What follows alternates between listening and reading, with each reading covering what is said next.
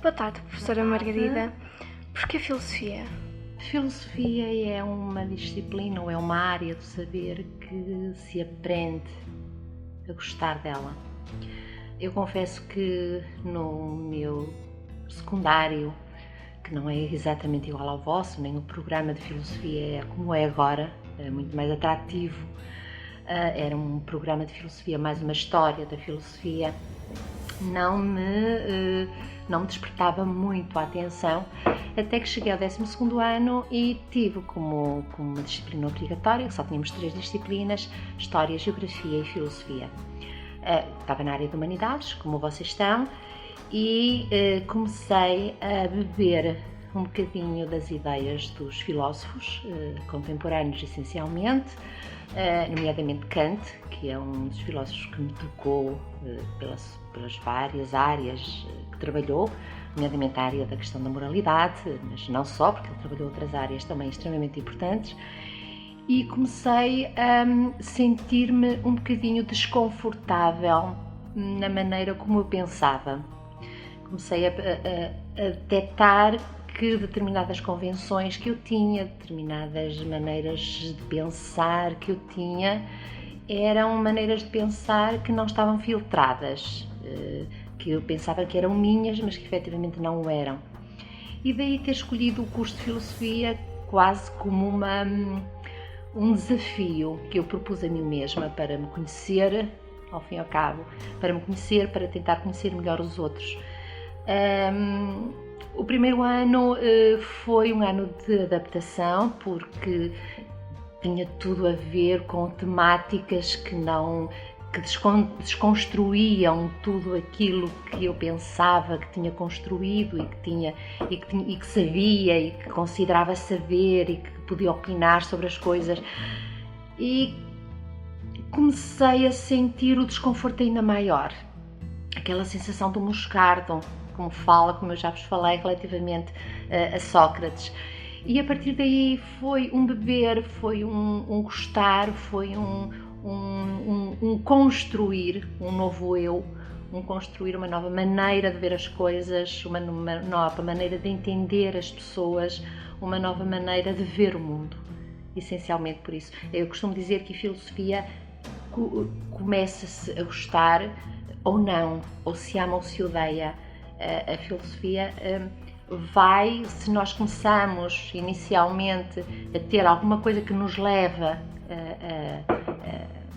a pensar naquilo que efetivamente somos e naquilo que efetivamente pensamos ser, eu diria melhor assim, pensamos ser, a filosofia acaba por nos mostrar as dificuldades que nós temos em perceber o mundo, em perceber as coisas, mas ao mesmo tempo a construirmos uma personalidade mais forte. Quais são os critérios para avaliar uma pessoa como filósofo? Assim, eu não poderia dizer que há critérios específicos para se avaliar uma pessoa como filósofo. Eu não me considero uma filósofa, nem de perto nem de longe. Eu sou uma mera aprendiz, sou simplesmente uma pessoa que, pela formação que tenho, vejo as coisas de uma maneira diferente, tentando ouvir e tentando avaliar sempre com uma certa prudência aquilo que os outros dizem, para depois tentar retirar daí alguma informação para mim, algo que me possa fazer crescer. Enquanto filósofo, em primeiro lugar, eu acho que é preciso ser-se muito louco para ser filósofo, porque a imaginação e a capacidade racional que eles têm, também claro, dependendo da época, dependendo sempre contextualizado dos filósofos, mas eles imaginam determinadas situações que nunca nos passaria ao homem de senso comum, e até já com alguma cultura, nomeadamente científica, até porque eu acho que os próprios cientistas também têm muita veia filosófica, têm que ter, para tentarem descobrir coisas, para tentarem questionar as coisas, senão não há evolução. Portanto, acho que os filósofos, as características dos filósofos é essencialmente isso, é a abertura. Tem que ter essa característica essencialmente, a abertura, o gosto pelo saber, o gosto por não deixar que as coisas terminem, o chegar a uma conclusão e ter consciência que aquela é uma conclusão e que pode haver outras conclusões diferentes. Aceitar a diversidade, aceitar as diferentes opiniões, aceitar o modo como as pessoas veem o mundo, aceitar o modo como as pessoas são. Claro que dentro da filosofia depois nós não somos seres desenraizados, não é? Nós somos seres que estamos dentro de um contexto com determinados valores, com uma determinada cultura, com um determinado conjunto de situações externas que nos levam, que nos orientam em termos de pesquisa filosófica num determinado caminho. E claro que isso está presente também nos filósofos, evidentemente, mas há efetivamente essa abertura e esse gosto pelo saber, acima de tudo. Acho que é a característica mais importante de um filósofo. Qual é a melhor coisa na sua profissão? A melhor coisa na minha profissão é o contacto que eu tenho com os alunos. É muito gratificante eu ver, principalmente com alunos de 10º ano, essencialmente com alunos de 10º ano, que é o ano com que eu mais gosto de trabalhar. Primeiro porque vem com uma construção já feita do que é filosofia. Porque ouviram dizer, porque inicialmente se torna assim uma coisa, mas afinal de contas o que é que eu vou fazer aqui?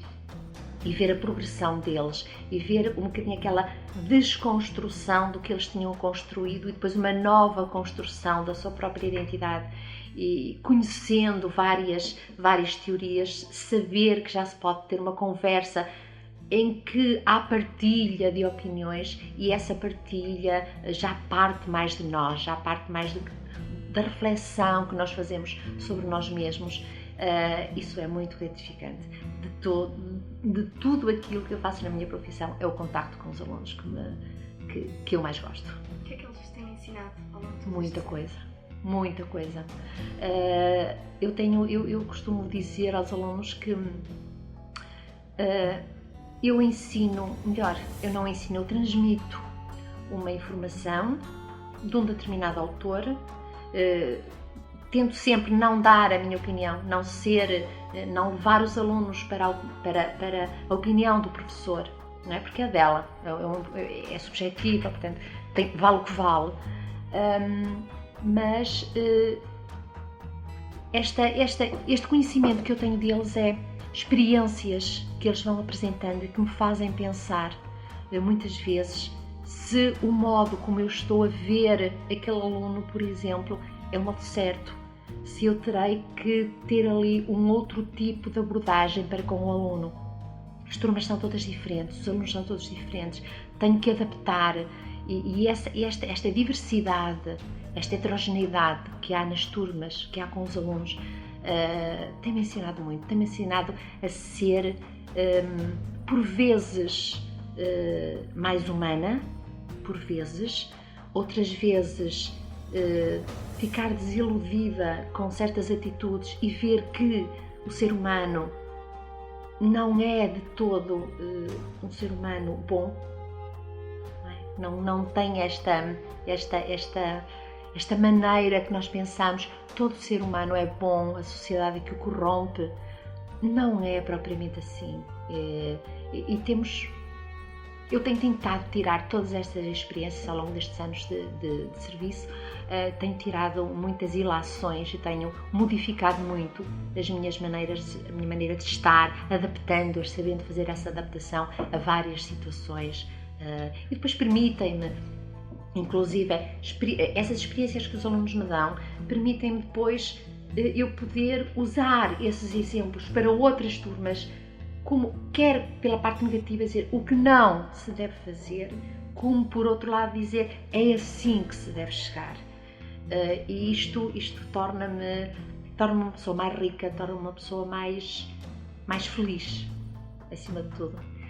Porquê que acha que alguns deles sentem logo à partida uma certa aversão à disciplina? Quase todos os alunos sentem aversão à disciplina no primeiro momento. E alguns continuam a sentir aversão à disciplina, é evidente. Mas a primeira coisa é o preconceito. É as ideias pré-feitas daquilo que ouviram dizer dos outros. E normalmente não chegam com aquilo que os outros dizem de bem. dizem mais, chegam mais com aquilo que os outros dizem de negativo, ou porque não gostaram da professora, ou porque não gostaram da disciplina, ou porque não tinham vontade de pensar, não é? Porque a filosofia exige que se pense, exige em que haja concentração, em que haja relação entre as coisas, em que se desenvolva o raciocínio crítico da própria pessoa. E é uma idade complicada, em primeiro lugar, em que se pensa que já se sabe tudo, portanto a professora não está ali a ensinar nada, isto não serve para nada, e é um bocado difícil trabalhar com eles, mas é exatamente esse desafio que eu gosto de ter, que é chegar ao fim e nem que seja 3 ou 4 dizerem assim, valeu a pena. Afinal de contas, aquilo que eu pensava que era, não é. Nem que seja numa turma de 34 darem-me esse feedback, para mim já é uma grande vitória. É estressante o ritmo das aulas? Muito. Muito. A filosofia é uma constante, é um constante raciocínio, é uma constante, como é que é dizer, é uma tarefa que exige que estejas sempre, o teu cérebro esteja sempre a funcionar e o teu raciocínio esteja sempre a funcionar por forma a que, quando surge alguma questão que pode ser aproveitada para o tema que se está a tratar, essa questão seja enquadrada. Não se pode perder o fio à meada, porque se se perde o fio à meada, acabamos por ter um bocado a sensação de que aparecem palavras soltas, que aparecem temas soltos, que aparecem situações soltas, e isto faz com que desmotive os alunos. E, portanto, esta coerência de ideias exige da parte do professor e dos alunos também, não é só da parte do professor, aqueles que efetivamente querem estar presentes, é extremamente cansativo. É extremamente cansativo porque exige essa reflexão, não é estar ali simplesmente a tirar apontamentos, que é necessário, evidentemente, mas esses apontamentos vão servir única e simplesmente para nós depois formarmos a nossa própria opinião, estarmos de acordo ou não estarmos de acordo. Na filosofia não há certo e errado, há é bem fundamentado ou mal fundamentado.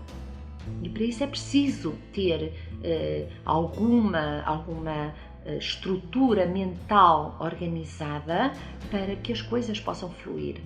Isso é muito complicado. É muito complicado, é muito estressante, até porque os conteúdos são conteúdos que não são, há um tema, mas pegando num autor ou pegando noutro autor, eles dizem coisas completamente diferentes, e a minha, pelo menos, porque a filosofia pode ser trabalhada de várias formas, mas a minha forma de trabalhar é tentar que o aluno chegue a um consenso. Veja, o que é que eu não poderei usar aqui, o que é que eu não poderei usar ali, o que é que eu poderei usar das duas, se eu não uso nenhuma, mas porquê? Por que razão é que isso acontece? Por que razão é que eu não quero aceitar esta teoria? Por que razão é que esta teoria não faz sentido para mim? Porque pode não fazer para mim, pode fazer para outra pessoa. Portanto, é este ritmo que é muito, muito, muito estressante. E o que é que faz para combater todo esse stress? Falo. É o que eu gosto de fazer. Eu gosto muito de dialogar com os alunos, gosto muito de falar sobre as coisas sem estar presa a um papel, sem estar presa a um manual, sem estar presa a nada formal, e pegar no tema e, claro, trabalhando com os alunos e indo ao encontro, evidentemente, a teoria do autor, mas não me cingindo simplesmente àquela pegar no texto e ler o texto. Isso para mim é libertador. Conte-me um episódio marcante que tenha acontecido numa das suas aulas. Tenho marcado por algum motivo? É assim, são tantos os episódios, Luana, tantos os episódios que me marcam de uma forma positiva, e às vezes não é nada que é dito, é pura e simplesmente as atitudes que os alunos têm. Quando eu vejo um aluno, e aconteceu-me este ano, na tua turma exatamente, em que eu olhei para um aluno, para uma aluna neste caso, e eu vi que ela estava a beber as minhas palavras. estava quase que hipnotizada com aquilo que eu estava a dizer relativamente ao autor. E isso marcou-me muito, pela positiva. Pela negativa, marca-me muito a falta de empenho, o dogmatismo que tanta gente na vossa idade ainda mantém em aceitar as situações como lhes são apresentadas, sem qualquer preocupação em filtrar aquilo que é importante daquilo que não é, daquilo que os outros dizem, daquilo que efetivamente acontece. Isso marca-me, marcaram-me sempre ao longo da vida. Portanto, não há assim nenhuma situação muito específica, a não ser essa. Acho que foi há muitos anos que eu não tinha alguém que tivesse a beber assim as minhas palavras e a querer efetivamente aprender, não aprender com aquilo que eu digo, mas tentar perceber como se raciocina. E isso foi muito bom. Conte-me alguns hobbies que tenha. Hobbies? Não tenho tempo para ter hobbies, mas olha, o meu hobby neste momento, sabes que a vida de professor é uma vida extremamente cheia, digamos assim. Há muita coisa na escola que nós temos que fazer, há muita coisa em casa que temos que fazer, que é da escola, há muitas coisas de casa que temos que fazer porque somos mulheres, não tenho empregada. Eu tenho um hobby muito que é ler, a leitura. Eu leio muito, gosto muito de ler, mas não te posso dizer assim o que é que lê. Se tu me perguntares o que é que lê, eu dir-te-ei, eu leio tudo, depende do meu estado de espírito. Portanto, posso ler livros dos autores clássicos, essa de Queiroz, por exemplo, Júlio Diniz, por exemplo. Reli há pouco tempo, por exemplo, Margadinha dos Canaviais, que o pó acabava por me causar alergia, mas li. Gosto muito, ou questões mais, ou livros mais com mais complexidade, quando preciso de relaxar. Eu leio livros complexos, leio livros que tenham a ver com dar-me lições de vida. E tenho a minha cadela que é aquela que quando chego a casa acaba por todo o stress que eu tenho acabar por desaparecer. E depois tenho a minha família, tenho o meu filho que é tudo na vida. Tirando isso, tenho jardim, tenho a horta, não é? Que também faço algum trabalho físico. Fora isso não tenho tempo, não me sobra tempo para mais nada, infelizmente. Dá-se bem com as novas tecnologias? Sim, eu vou-me desenrascando, tive que aprender a desenrascar-me com elas. Mas confesso que não sou muito fã das novas tecnologias, não sou muito fã porque não percebo muito daquilo, mas também não tenho tempo a me dedicar efetivamente àquilo. Mas o básico, sim, eu faço. É feminista?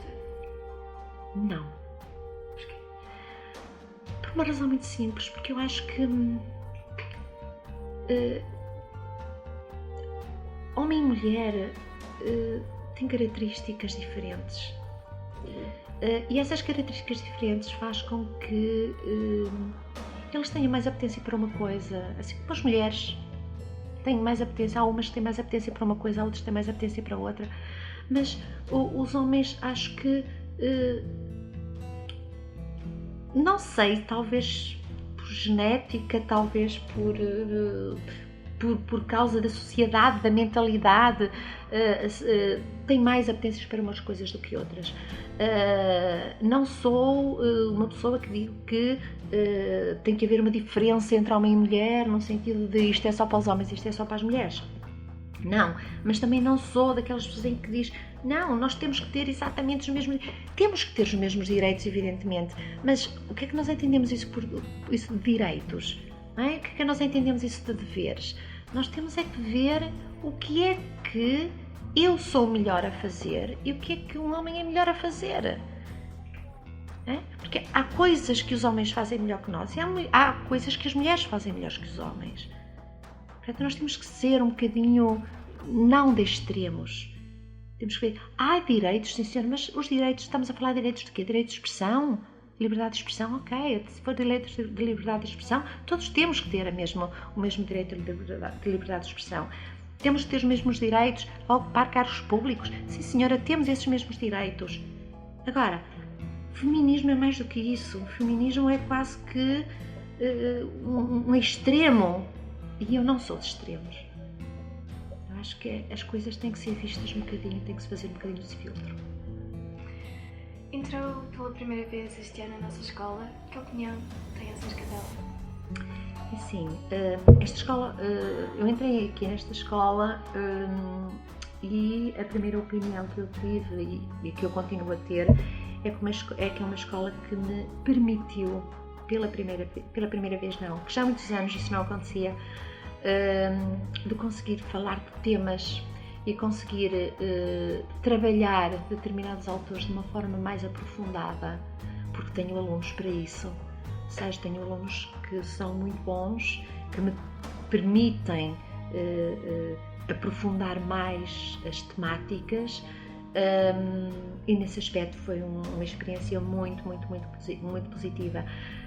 Tenho uma experiência negativa e essa experiência negativa, vamos lá, não é bem negativa, mas o que eu noto é que eu venho do Norte e no Norte a relação entre professor-aluno é uma relação quase que de amizade,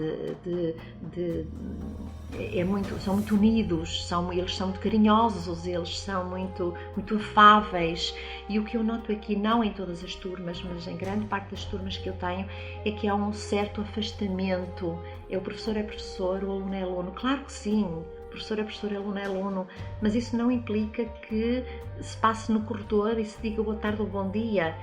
Isso não implica que não haja uma conversa entre os alunos numa visita de estudo com o professor e eu notei muito isso, notei muito essa distância que comigo pelo menos que aconteceu relativamente a alguns alunos e isso marcou-me também e foi mais uma experiência que eu vou retirar evidentemente, uma aprendizagem.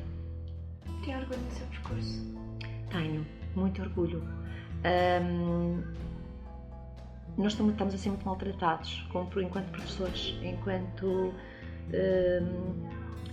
transmissores de um conjunto de saberes que são importantes para a geração futura. Estamos a ser muito maltratados por isso e isso desmotiva um bocado a nossa profissão e o nosso trabalho. Mas agora quem faz com gosto, porque gosta efetivamente de fazer, é um gozo vir para a escola. Eu posso trazer imensos problemas, eu posso estar muito chateada, mas eu chego a uma sala de aula e esqueço tudo, esqueço completamente e entro num outro mundo que me permite fugir um bocado, esquecer por momentos toda a situação que se está a passar. Sou professora há 24 anos e tenho muito orgulho naquilo que fiz e sou reconhecida por isso, felizmente, em algumas situações e gosto mesmo. Muito obrigada por esta entrevista. Obrigada, Ana.